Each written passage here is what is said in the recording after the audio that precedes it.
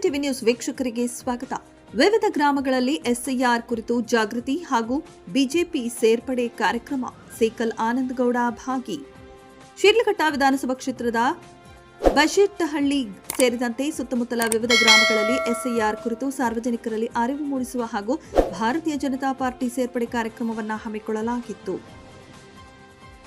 ಈ ವಿಶೇಷ ಕಾರ್ಯಕ್ರಮದಲ್ಲಿ ಬಿಜೆಪಿ ಗ್ರಾಮಾಂತರ ಅಧ್ಯಕ್ಷರಾದ ಸೇಕಲ್ ಆನಂದಗೌಡ ಅವರು ಭಾಗವಹಿಸಿ ಕಾರ್ಯಕರ್ತರನ್ನ ಮತ್ತು ಸಾರ್ವಜನಿಕರನ್ನ ಉದ್ದೇಶಿಸಿ ಮಾತನಾಡಿದರು. ಸಭೆಯನ್ನು ಉದ್ದೇಶಿಸಿ ಮಾತನಾಡಿದ ಸೇಕಲ್ ಆನಂದಗೌಡ ಅವರು ಪ್ರಧಾನಿ ನರೇಂದ್ರ ಮೋದಿ ಅವರ ನೇತೃತ್ವದ ಕೇಂದ್ರ ಸರ್ಕಾರದ ಜನಪರ ಯೋಜನೆಗಳು ಹಾಗೂ ಅಭಿವೃದ್ಧಿ ಕಾರ್ಯಕ್ರಮಗಳನ್ನು ಪ್ರತಿಯೊಬ್ಬರಿಗೂ ತಲುಪಿಸುವುದು ನಮ್ಮ ಮುಖ್ಯ ಉದ್ದೇಶವಾಗಿದೆ.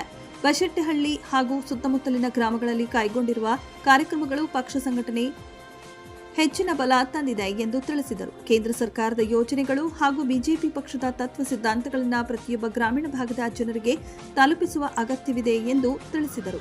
ಇದೇ ವೇಳೆ ವಿವಿಧ ಪಕ್ಷಗಳನ್ನು ತೊರೆದು ಹಲವಾರು ಮುಖಂಡರು ಹಾಗೂ ಗ್ರಾಮಸ್ಥರು ಬಿಜೆಪಿ ಪಕ್ಷದ ತತ್ವ ಸಿದ್ಧಾಂತಗಳನ್ನು ಒಪ್ಪಿ ಅಧಿಕೃತವಾಗಿ ಬಿಜೆಪಿ ಸೇರ್ಪಡೆಗೊಂಡರು. ಪಕ್ಷಕ್ಕೆ ಹೊಸದಾಗಿ ಸೇರ್ಪಡೆಯಾದ ಕಾರ್ಯಕರ್ತರನ್ನ ಸೇಕಲ್ ಆನಂದಗೌಡ ಅವರು ಪಕ್ಷದ ಶಾಲೆಯೊಡನೆ ಆತ್ಮೀಯವಾಗಿ ಬರಮಾಡಿಕೊಂಡರು. ಕಾರ್ಯಕ್ರಮದಲ್ಲಿ ನಾಗಭೂಷಣ್ ತಿಪ್ಪಾರೆಡ್ಡಿ, ಅಣ್ಣಾಜಿರಾವ್, ದ್ಯಾವಪ್ಪ, ಮಂಜುನಾಥ್, ರಮೇಶ್, ಶಿವಣ್ಣ, ರಾಮಾಚಾರಿ, ನಾರಾಯಣಸ್ವಾಮಿ, ಬೈರೆಡ್ಡಿ, ಮಾರಪ್ಪ, ವೆಂಕಟೇಶ್ ಸೇರಿದಂತೆ ಬಿಜೆಪಿ ಮುಖಂಡರು, ಪ್ರಮುಖ ನಾಯಕರು, ಕಾರ್ಯಕರ್ತರು ಹಾಗೂ ಅಪಾರ ಸಂಖ್ಯೆಯಲ್ಲಿ ಗ್ರಾಮಸ್ಥರು ಉಪಸ್ಥಿತರಿದ್ದರು. ಪ್ರತಿ ಮನೆಗೂ ಭೇಟಿ ಕೊಡ್ತಕ್ಕಂಥದ್ದು, ಅವ್ರನ್ನ ಮಾತಾಡ್ಸಕ್ಕಂಥದ್ದು, ಬೇರೆ ಟೈಮಲ್ಲಿ ಏನೋ ಇಲ್ಲದೆ ಇರ್ಬೇಕಾದ್ರೆ ಸುಮ್ಮನೆ ಹೋಗಿ ಮಾತಾಡ್ಸೋದಂದ್ರೆ ಇನ್ ಕೆಂಪಲ್ಲಿ ಅದು ಚಿನ್ನಾಡು ಅನ್ನೋ ತರ ಮಾತಾಡ್ಬಿಡ್ತಾರೆ. ಈಗ ಮಾಡಿದ್ರೆ ಅರೆ ಈ ತರ SIR ಒಂದು ಪ್ರಕ್ರಿಯೆ ನಡೀತಾ ಇದೆ, ಈ SIR ಪ್ರಕ್ರಿಯೆಗೆ ನಮ್ಮ ಭಾರತೀಯ ಜನತಾ ಪಾರ್ಟಿಯಿಂದ ಪ್ರತಿ ಮನೆಗೂ ಬಂದ್ರಪ್ಪ, ನಮ್ಗೆ ಎಲೆಕ್ಷನ್ ಕಾರ್ಡ್ ಮಾಡಿಸಿದ್ರಪ್ಪ ಅಂತ. ಯಾಕಂದ್ರೆ ಅದು ಎಲ್ಲಿ ನಮ್ಗೆ ಅನುಕೂಲ ಆಗ್ತದೆ ಅಂದ್ರೆ ನಾಳೆ ದಿವಸ ಗ್ರಾಮ ಪಂಚಾಯತಿಯಲ್ಲಿ ನಾವು ನಿಂತಾಗೋ, TPಯಲ್ಲಿ ತಾಲೂಕ್ ಪಂಚಾಯತಿಯಲ್ಲಿ ನಿಂತಾಗೋ, ಇಲ್ಲ ಜಿಲ್ಲಾ ಪಂಚಾಯತಿಯಲ್ಲಿ ನಿಂತಾಗೋ, ನಾವು ಮತ ಕೇಳಲಿಕ್ಕೆ ಮತ್ತೆ ನಾವು ಮನೆಗೆ ಹೋದಾಗ ಅವರೇ ನೆನ್ಸ್ಕೊಂಡು ಹೇಳ್ತಾರೆ, ಹೌದಪ್ಪ ಇವತ್ತು ನೀವು ಮತ ಕೇಳಕ್ ಬಂದಿದ್ದೀಯ, ನಮ್ಗೆ ಅವತ್ತಿನ ದಿವಸ ಎಲೆಕ್ಷನ್ ಕಾರ್ಡ್ ಮಾಡಿಸಿದ್ದು ನೀನೇ ಅಲ್ವಾ ಅಂತೇಳಿ ಅವರೇ ನಮ್ಗೆ ಉತ್ತರ ಕೊಡ್ತಾರೆ. ಆ ತರದ ಒಂದು ಸಂಪರ್ಕನ ನಾವು ಪ್ರತಿ ಮನೆಗೂ ಭೇಟಿ ಕೊಡೋದ್ರ ಮುಖಾಂತರ ಈ ಒಂದು SIR ನ ಸದ್ಬಳಕೆ ಮಾಡ್ಕೋಬೇಕು. ಯಾಕಂತ ಹೇಳಿದ್ರೆ 22 ವರ್ಷಕ್ಕೊಂದ್ಸರಿ ಬರುವಂತದ್ದು ಈ ಪ್ರಕ್ರಿಯೆ. ಈಗ ನಮ್ಮ ಅದೃಷ್ಟ ಈಗ ಬಂದಿದೆ, ಇದನ್ನ ನಾವು ಯಾವ ರೀತಿ ಬಳಸ್ಕೋಬೇಕು ಅದನ್ನ ಬಳಸ್ಕೋಬೇಕು. ಈ ತರ ಪ್ರಕ್ರಿಯೆನ ಹಿಂಗ್ ಮಾಡ್ಬೇಕು ಅಂತ ಹೇಳ್ತಕ್ಕಂಥದ್ದು ಬೇರೆ ಪಕ್ಷಗಳು ಯಾವ್ದು ಮಾಡ್ತಾ ಇಲ್ಲ. ಆದ್ರೆ ಭಾರತೀಯ ಜನತಾ ಪಾರ್ಟಿ ಇದು ಒಂದು ಸಿಸ್ಟಮ್ಯಾಟಿಕ್ ಅಲ್ಲಿ ಒಂದು ಕರೆಕ್ಟ್ ಆಗಿರೋ ಒಂದು ಸಿಸ್ಟಮ್ ಅಲ್ಲಿ ರನ್ ಆಗ್ತಕ್ಕಂಥದ್ದು ಅಂದ್ರೆ ಈ ಪಕ್ಷ ಅಂತ ಹೇಳಿದ್ರೆ ಭಾರತೀಯ ಜನತಾ ಪಾರ್ಟಿ. ಇದನ್ನ ಪ್ರತಿಯೊಬ್ಬರಿಗೂ ಇಷ್ಟು ಜನ ನಾವು ಮುಖಂಡರಲ್ಲಿ ಸೇರಿದೀವಿ, ಇಷ್ಟು ಮುಖಂಡರಿಗೆ ನಾವು ಹೇಳಿದೀವಿ ಅಂತ ಹೇಳಿದ್ರೆ, ನೀವು ಎಲ್ಲೋ ಒಂದು ಟೀ ಅಂಗಡಿ ಹತ್ರನೋ ಇಲ್ಲ ಎಲ್ಲೋ ಒಂದು ಹತ್ರ ಕೂತಿರ್ಬೇಕಾದ್ರೆ ನೀವು ಇನ್ನೊಂದು ಇಬ್ಬರು ಹೇಳ್ತಕ್ಕಂಥ ಕೆಲಸ ಮಾಡ್ತೀವಿ. ಅದು ಆ ಭಾರತೀಯ ಜನತಾ ಪಾರ್ಟಿ ಕೇವಲ 2 ಸಂಸದರಿಂದ ಶುರು ಆಗಿರ್ತಕ್ಕಂಥದ್ದು ಇವತ್ತಿನ ದಿವಸ ಬೃಹದಾಕಾರವಾಗಿ ನಮ್ಮ ದೇಶದಲ್ಲಿ ಎಲ್ಲಾ ಕಡೆ ಕೇಸರಿಮಯ 80% ಕೇಸರಿಮಯ ಆಗಿದೆ ಅಂತ ಹೇಳಿದ್ರೆ ಈ ಸಿಸ್ಟಮ್ ಅಲ್ಲಿ ನಡ್ಕೊಂಡ್ ಬಂದಿರೋದಕ್ಕೆ ಇವತ್ತಿನ ದಿವಸ ಭಾರತೀಯ ಜನತಾ ಪಾರ್ಟಿ ಇಷ್ಟೊಂದು ದೊಡ್ಡ ಮಟ್ಟಕ್ಕೆ ಬೆಳೆದಿರೋದು. ಇನ್ನ ಕಾಂಗ್ರೆಸ್ ಸರ್ಕಾರದ ಬಗ್ಗೆ ನಾವೇನು ಹೇಳಬೇಕಾಗಿಲ್ಲ, ಬಂದಿದೆ 3 ವರ್ಷ ಸಿದ್ದರಾಮಯ್ಯನವರು ತಳ್ಕೊಂಬಂದ್ರು.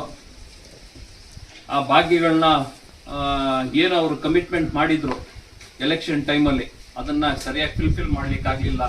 ಹೆಣ್ಮಕ್ಳಿಗೆ ಕೇಳಿದ್ರೆ ಹೇಳ್ತಾರೆ 1 ತಿಂಗಳು ಕೊಟ್ಟರೆ 3 ತಿಂಗಳು ಎಗರಿಸ್ಬಿಡ್ತಾರೆ. ಆ 3 ತಿಂಗಳ ಲೆಕ್ಕನೂ ಸಹ ಅವ್ರು ಯಾರು ಕೇಳಲಿಲ್ಲ ಅಂದಾಗ ಒಂದು ಸೆಷನ್ ಅಲ್ಲಿ ನಮ್ಮ ಭಾರತೀಯ ಜನತಾ ಪಾರ್ಟಿ ಒಬ್ಬ ಶಾಸಕರು ಅದ್ರ ಬಗ್ಗೆ ರೈಸ್ ಮಾಡಿದಾಗ 2 ತಿಂಗಳು ಬಂದೇ ಇಲ್ಲ. ಆದ್ರೆ 2 ತಿಂಗಳು ಬಂದಿದೆ ಅಂತ ಹೇಳ್ಬಿಟ್ಟು ಅದಕ್ಕೆ ಸಂಬಂಧಪಟ್ಟ ಮಂತ್ರಿಗಳೇ ಹೇಳ್ತಾರೆ ನಾವು ಕೊಟ್ಟಿದೀವಿ ಅಂತ. ರೆಕಾರ್ಡ್ಸ್ ಅಲ್ಲಿ ನೋಡಿದಾಗ ಅದು ಕೊಟ್ಟೆಲ್ಲ ಹೆಣ್ಮಕ್ಳಿಗೆ 2,000 ರೂಪಾಯಿ ಅಂದ್ರೆ ಆಲ್ಮೋಸ್ಟ್ ಒಂದು 5,000 ಕೋಟಿ 5,000 ಕೋಟಿನೇ ಪತ್ತ ಹೇಳಿದ್ರೆ ತಿಂದಾಕ್ಬಿಟ್ಟವ್ರೆ. ನಾವು ಗೊತ್ತಿರೋದೆ ಅವ್ರು ತಿಂದಾಕ್ತಾರೆ ಅಂತ ಹೇಳಿದ್ರೆ CM ಒಬ್ಬರೇ ತಿಂದಾಕಿರ್ತಾರೆ, ಇಲ್ಲ ಸಂಬಂಧಪಟ್ಟ ಮಂತ್ರಿ ತಿಂದಿರ್ತಾರೆ ಅಂತಲ್ಲ. ಅವರಿಗೆ ಒಂದು ತಿಂಗಳಿಗೆ ಇಷ್ಟು ದುಡ್ಡನ್ನ ಹೈಕಮಾಂಡ್ ಕಳಿಸ್ಬೇಕು ಅನ್ನೋ ಒಂದು ಟಾರ್ಗೆಟ್ ಇರ್ತದೆ. ಇಷ್ಟು 1,000 ಕೋಟಿ ನೀವ್ ಏನ್ ಮಾಡ್ತೀರೋ, ಯಾರು ತಲೆ ಹೊಡಿತೀರೋ, ಎಷ್ಟು ಏನ್ ಭ್ರಷ್ಟಾಚಾರ ಮಾಡ್ತೀರೋ ನಮ್ಗೆ ಅವಶ್ಯಕತೆ ಇಲ್ಲ. ನೀವು ಇಲ್ಲಿ ರಾಜ್ಯದಲ್ಲಿ ಕಾಂಗ್ರೆಸ್ ಸರ್ಕಾರ ಐತೆ, ನಾವು ಅಲ್ಲಿ ಕೇಂದ್ರದಲ್ಲಿ ಕೂತ್ಕೊಂಡು ಬೇರೆ ರಾಜ್ಯಗಳು ಏನು ರೆವಿನ್ಯೂ ಇರಲ್ಲ ಅಂತದನ್ನೆಲ್ಲ ಬ್ಯಾಲೆನ್ಸ್ ಮಾಡಬೇಕು. ಇಲ್ಲ ಆಂಧ್ರದಲ್ಲೋ ಇಲ್ಲಾಂದ್ರೆ ಕೇರಳದಲ್ಲೋ ತಮಿಳ್ನಾಡಲ್ಲೋ ಎಲೆಕ್ಷನ್ ಆಯ್ತು ಅಂತ ಹೇಳಿದ್ರೆ ಅಲ್ಲಿಗೆ ಬೇಕಾಗಿರೋ ದುಡ್ಡನ್ನು ಸಹ ಇಲ್ಲಿದೆ ಕಾಂಗ್ರೆಸ್ ಸರ್ಕಾರದಲ್ಲಿ ಇರ್ತಕ್ಕಂಥ ನಮ್ಮ CM ಆಗಿರ್ತಕ್ಕಂಥವ್ರೆ ಕಳಿಸ್ಕೊಡ್ಬೇಕು. ಸಾವಿರಾರು ಕೋಟಿ ಬೇರೆ ರಾಜ್ಯದಲ್ಲಿ ಏನು ಎಲೆಕ್ಷನ್ಸ್ ಆಗ್ತದೋ ಅಲ್ಲಿಗೂ ಸಹ ನಮ್ಮ ರಾಜ್ಯದಿಂದನೇ ದುಡ್ಡನ್ನು ಕಳಿಸ್ತಕ್ಕ ಸಾವಿರಾರು ಕೋಟಿ ಕಳಿಸೋರೆ. ಭಾರತೀಯ ಜನತಾ ಪಾರ್ಟಿಗೆ ಸನ್ಮಾನ್ಯ ನರೇಂದ್ರ ಮೋದಿಜಿಗೆ ದುರ್ಬಳಕೆ ಮಾಡಿಕೊಂಡು ಎಸ್ಸಿ ಸಮುದಾಯವನ್ನ ಉದ್ಧಾರ ಮಾಡಬೇಕು ಅಂತೇಳಿ ಏನು ಸೀಮಿತವಾಗಿರ್ತಕ್ಕಂಥ ಒಂದು 12,000ದಿಂದ 15,000 ಕೋಟಿ ನೀವು ತೆಗೆದು ಬೇರೆ ರಾಜ್ಯದಲ್ಲಿ ಎಲೆಕ್ಷನ್ ಮಾಡ್ಲಿಕ್ಕೆ ಕಳಿಸೋದು, ಬೇರೆ ಹಿಂದುಳಿದ ವರ್ಗಗಳವ್ರಿಗೆ ಏನಾದ್ರು ಒಂದು ಕಲ್ಯಾಣಕ್ಕೆ ಅಂತ ಇಟ್ಟಿದ್ರೆ ಆ ದುಡ್ಡನ್ನು ಕೂಡ ಡ್ರಾ ಮಾಡ್ತಕ್ಕಂಥದ್ದು. ಈ ಭಾಗ್ಯಗಳ ಹೆಸರು ಹೇಳ್ಕೊಂಡು 1 ತಿಂಗಳು ಕೊಟ್ಟು 2 ತಿಂಗಳು ಎಗರಿಸ್ಬಿಟ್ಟು ಆ ಭಾಗ್ಯಗಳ ದುಡ್ಡನ್ನು ಸಹ ತಗೊಂಡೋಗಿ ಬೇರೆದ್ರಲ್ಲಿ ಎಲೆಕ್ಷನ್ ಮಾಡೋದು, ಈ ತರದ ಮಾಡ್ತಾ ಇದಾರೆ. ಇವ್ರು ಮಾಡ್ತಾ ಇರ್ತಕ್ಕಂಥದ್ದು ಅಭಿವೃದ್ಧಿ ಕೆಲಸ ಅಲ್ಲ, ಭ್ರಷ್ಟಾಚಾರ, ರಿಯಲ್ ಎಸ್ಟೇಟ್ ದಂಧೆ ಮಾಡ್ತಾವ್ರೆ. ಈಗಾಗಲೇ ನಮ್ಮ ಶಿಡ್ಲಘಟ್ಟದಲ್ಲೇ ಜಮ್ಮಕೋಟೆಯಲ್ಲಿ ಏನಾಗ್ತದೆ ಅಂತ ನಿಮ್ಗೆಲ್ಲ ಗೊತ್ತಿರ್ತದೆ. ಅಲ್ಲಿ ರೈತರ ಫಲವತ್ತಾದ ಭೂಮಿನ ಅಕ್ವೈರ್ ಮಾಡಿದ್ದಾರೆ.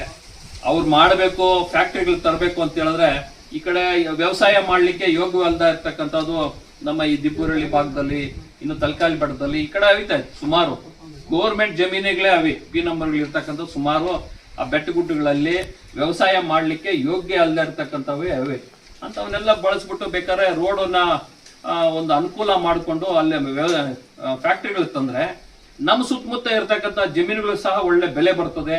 ಆಮೇಲೆ ಇಲ್ಲಿ ಓದಿರ್ತಕ್ಕಂಥವ್ರಿಗೆ ಒಳ್ಳೆ ಉದ್ಯೋಗ ಅವಕಾಶ ಸಿಗ್ತದೆ. ನಮ್ಮ ಹೆಣ್ಮಕ್ಳು ಎಲ್ಲೋ ಪಾಪ ಬೆಂಗಳೂರಲ್ಲಿ ಹೋಗಿ ಕೆಲಸ ಮಾಡ್ಬೇಕ ಅವಶ್ಯಕತೆ ಇಲ್ಲ, ಇಲ್ಲಿಂದಾನೆ ಬೆಳಗ್ಗೆ ಹೋಗಿ ಸಾಯಂಕಾಲ ಮನೆಗೆ ಬರ್ತಾರೆ. ಈ ತರದ ವ್ಯವಸ್ಥೆ ಮಾಡ್ಲಿ. ಈಗ ಕೈವಾರದ ಹತ್ರ KDB ಅಕ್ವಿಜೇಷನ್ ಮಾಡ್ಕೊಂಡು 100 ಎಕರೆ ಹಂಗೆ ಬಿದ್ದೈತೆ, ಅಲ್ಲಿ ಫ್ಯಾಕ್ಟ್ರಿಗಳು ಬಂದಿಲ್ಲ.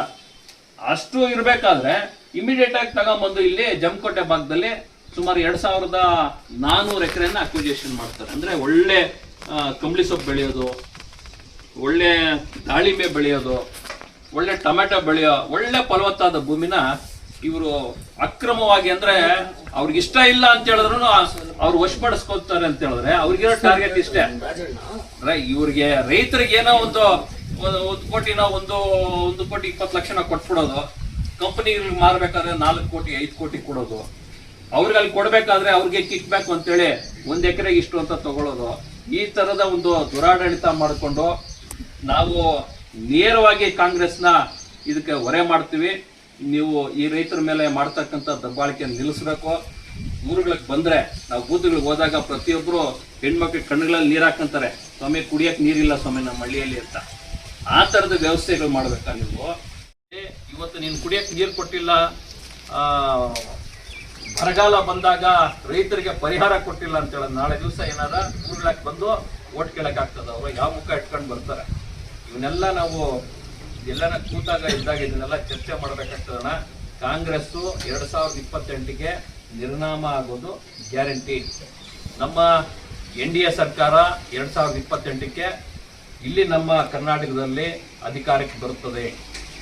ಈ ಅಧಿಕಾರಕ್ಕೆ ಬಂದಾಗ ನಾವು ಯಾವ ರೀತಿ ಅದನ್ನ ಸದ್ಬಳಕೆ ಮಾಡ್ಕೋಬೇಕು, ನಮ್ಮ ಆನೆಮಡುಗನ ಯಾವ ರೀತಿ ಒಳ್ಳೆ ರಸ್ತೆಗಳು, ಕಾಂಕ್ರೀಟ್ ರಸ್ತೆಗಳು ಮಾಡೋದು, ಮನೆ ಮನೆಗೂ ನೀರಿನ ವ್ಯವಸ್ಥೆ ಮಾಡೋದು, ಮೂಲಭೂತ ಸೌಕರ್ಯಗಳು, ಬೋರಿಗಳು ಕರೆಕ್ಟಾಗಿ ಮಾಡ್ತಕ್ಕಂಥದ್ದು, ದೀಪಗಳು ಕರೆಕ್ಟಾಗಿ ಮಾಡ್ತಕ್ಕಂಥದ್ದು, ಈ ತರದ ವಾಟರ್ ಫಿಲ್ಟರ್ಗಳು. ಮುನ್ಸಾಮಪ್ಪ ಅವರು ಕಾಲದಲ್ಲಿ ಏನಾಗಿದಾವೋ ಅಷ್ಟು ಬಿಟ್ರೆ ಅದಾದ್ಮೇಲೆ ಪಾಪ ಏನೂ ಆಗ್ಲಿಲ್ಲ. ಅದಾದ್ಮೇಲೆ ಈ ಕಡೆ ಏನೂ ಆಗ್ಲೇ ಇಲ್ಲ. ಆ ಪುಣ್ಯಾತ್ಮನ್ ನೆನ್ಸ್ಕೋಬೇಕಷ್ಟೇ. ಈಗ ಈ ಸರ್ಕಾರ ಈ ತರ ಮಾಡ್ತಾ ಇದ್ರೆ ನೋಡಿ, ಆನೆಮಡುಗಿಗೆ ರೋಡ್ ರಸ್ತೆ ಯಾವ ರೀತಿ ಇದೆ ಅಂತ. ಮುನ್ಸಾಮಪ್ಪನವರು ಬದುಕಿ ಬಾಳಿರ್ತಕ್ಕಂಥ ಊರಿಗೆ ಈ ತರದ ರಸ್ತೆ ಇದೆ, ಈ ತರದ ದುರಸ್ತಿ ಆಗಿರ್ತಕ್ಕಂಥ, ಅವ್ಯವಸ್ಥೆ ಆಗಿರ್ತಕ್ಕಂಥ ರಸ್ತೆ ಇದೆ ಅಂತ ಹೇಳಿದ್ರೆ ಈ ಸರ್ಕಾರ ಏನಂತ ಅನ್ಬೇಕು? ಇನ್ನು ಬೇರೆ ಊರುಗಳ ಕತೆ ಹೆಂಗಿರ್ಬೇಕು? ಇಷ್ಟು ಸ್ಟ್ರಾಂಗ್ ಇರ್ತಕ್ಕಂಥ ಆನೆಮಡುಗಿಗೆ ಇಷ್ಟೆಲ್ಲ ದುಸ್ಥಿತಿ ಅಂತ ಹೇಳಿದ್ರೆ ಇನ್ನು ಬೇರೆ ಊರುಗಳ ಕತೆ ಹೆಂಗೆ? ಇದನ್ನೆಲ್ಲ ನಾವು ಗಮನದಲ್ಲಿ ಇಟ್ಕೋಬೇಕು. ಯಾವುದೇ ಕಾರಣಕ್ಕೂ ಯಾವುದೇ ಆಮಿಷಗಳಿಗೆ ನಾವು ಒಳಗಾಗಬಾರ್ದು. ನಮ್ಮ ಊರನ್ನ ನಾವು ಕಾಪಾಡ್ಕೋಬೇಕು, ನಮ್ಮೂರನ್ನ ನಾವು ಅಭಿವೃದ್ಧಿ ಪಡಿಸ್ಬೇಕು, ನಮ್ಮ ರಸ್ತೆಗಳನ್ನ ನಾವು ಚೆನ್ನಾಗಿ ಮಾಡಬೇಕು.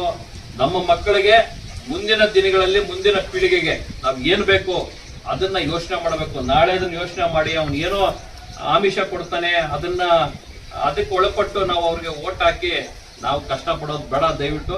ಹಂಗಾಗಿ ನಮ್ಮ ಆನೆಮಡುಗು ಪಂಚಾಯಿತಿ ಎಲೆಕ್ಷನ್ ಅಲ್ಲಿ,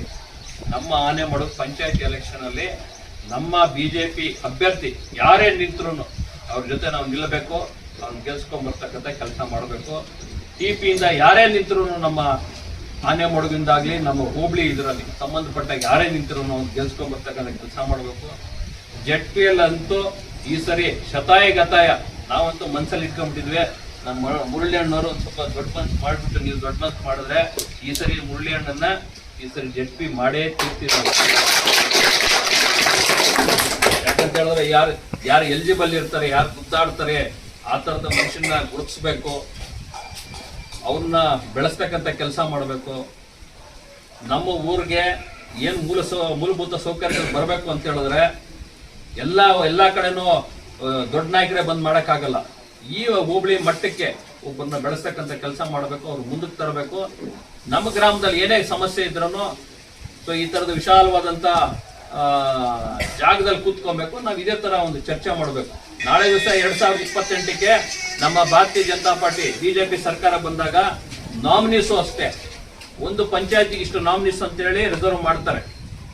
ಅದು ರಿಸರ್ವ್ ಮಾಡಿದಾಗ ನಾವು ಇದೇ ಥರ ಕೂತ್ಕೊಂಡು ಯಾರಿಗೆ ನಾಮಿನೀಸ್ ಕೊಡಬೇಕು, ಯಾರು ನಮ್ಮ ಪಕ್ಷಕ್ಕೋಸ್ಕರ ದುಡಿದಿದ್ದಾರೆ, ಇವ್ರನ್ನೆಲ್ಲ ಶಾರ್ಟ್ ಲಿಸ್ಟ್ ಮಾಡಿಕೊಂಡು ಅವರಿಗೆಲ್ಲ ಪಕ್ಷದಲ್ಲಿ ಒಳ್ಳೆ ಸ್ಥಾನಮಾನ ಕೊಡಿಸಿ ಅವ್ರಿಗೆ ಯಾರಿಗೆ ನಾಮಿನೀಸ್ ಕೊಡಬೇಕು ಅವ್ರಿಗೆ ಕೊಡ್ತಕ್ಕಂಥ ಕೆಲಸವನ್ನ ಇದೇ ಥರ ನಾವೆಲ್ಲರೂ ಮುಖಂಡರು ಕೂತ್ಕೊಂಡು ಮಾತನಾಡ್ಕೊಂಡು ಮಾಡಿ. ಯಾಕಂದ್ರೆ ಕೇವಲ ಲೋಕಲ್ ಲೆವೆಲ್ ಮಾತ್ರ ಅಲ್ಲ ನಾಮಿನೀಸು, ನಮ್ಮ ರಾಜ್ಯದಲ್ಲೂ ಇರ್ತದೆ, ರಾಷ್ಟ್ರದಲ್ಲೂ ಇರ್ತದೆ.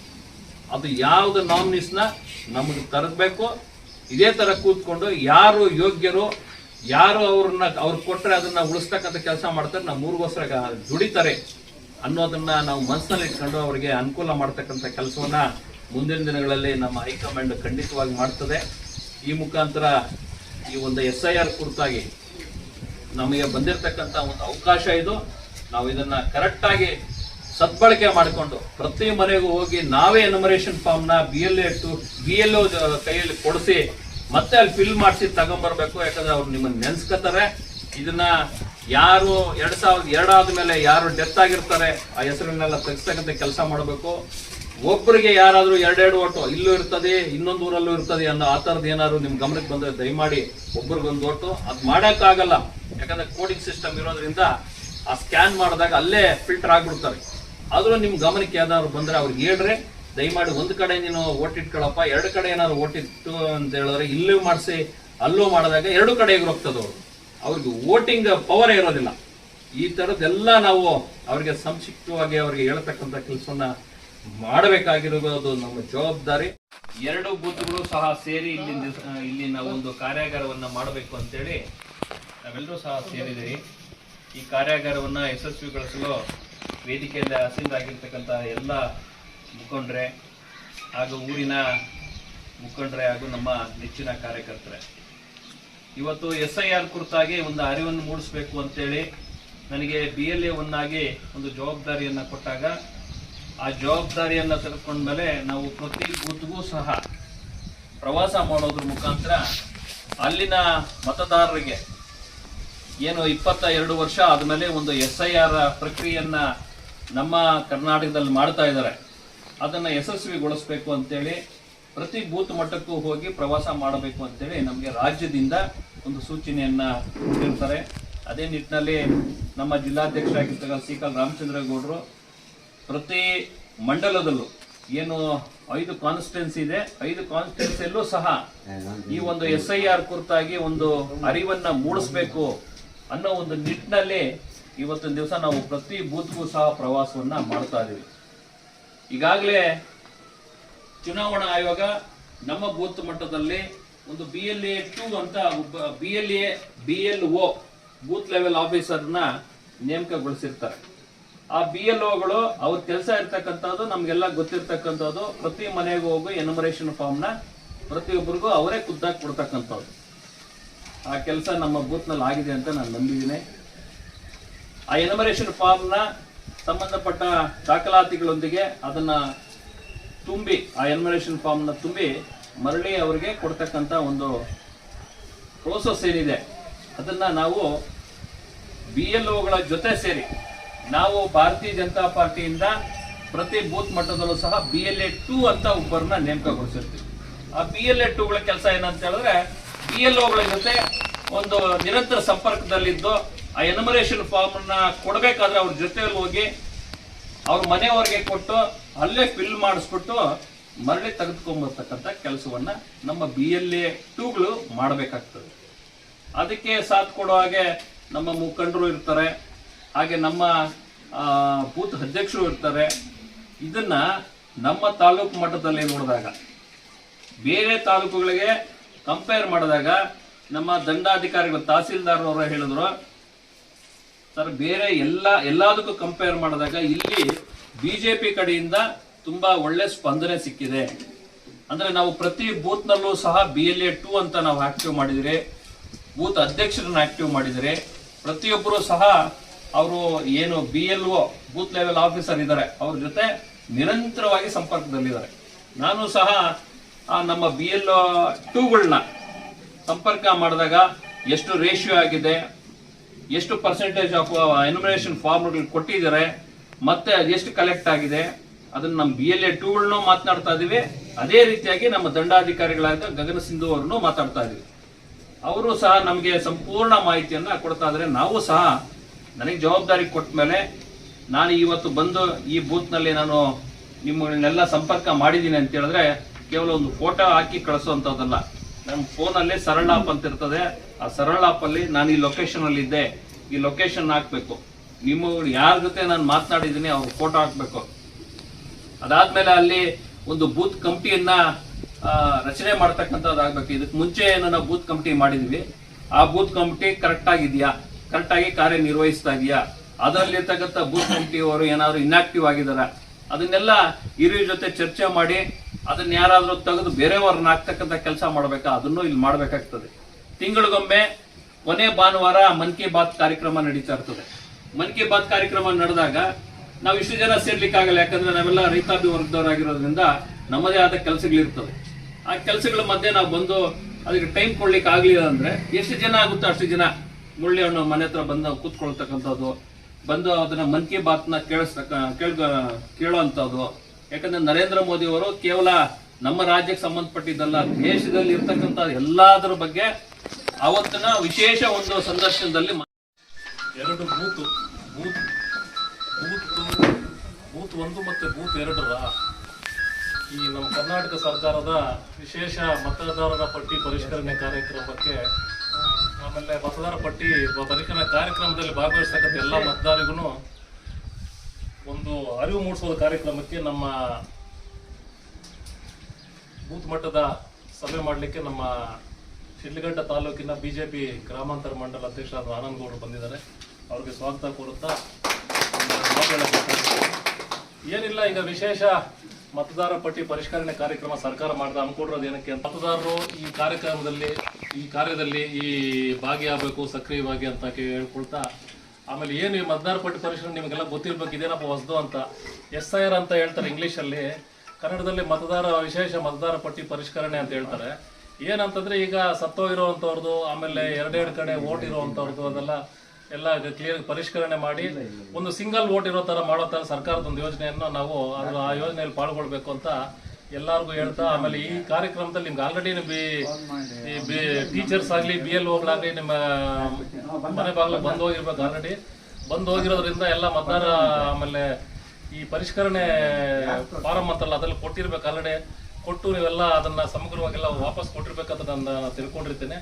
ಅದೇ ಅದ್ರ ಬಗ್ಗೆ ಮಾತು ಹೇಳೋದಕ್ಕೆ ನಮಗೆ ಗ್ರಾಮಾಂತರ ಮಟ್ಟದ ಅಧ್ಯಕ್ಷರಾಗಂತ ಅದ್ರ ಅರಿವು ಮೂಡಿಸೋದಕ್ಕೋಸ್ಕರ ನಾವು ಯಾವ ತರ ಈ ಮತದಾರ ಪಟ್ಟಿ ಪರಿಷ್ಕರಣೆ ನಾವು ಯಾವ ತರ ಪಾಲ್ಗೊಳ್ಬೇಕು ಅಂತ ಒಂದು 4 ಒಂಥರ ಜಾಗೃತಿ ನಡೆಗಳು ಹೇಳೋದಕ್ಕೆ ನಮಗೆ ತಿಳಿಸೋದಕ್ಕೆ. ಯಾಕಂದ್ರೆ BLA ಅಂತ BLA1 ಅಂತ ನಮ್ಮ ತಾಲೂಕಿಗೆ ಅವರೇ ಮೊದಲನೇ ಮತದ ನಮ್ಮ ಏನಂತಾರೆ BLA1 ಆಗಿರ್ತಾರೆ ನಮ್ಮ ಭಾರತೀಯ ಜನತಾ ಪಕ್ಷದಿಂದ.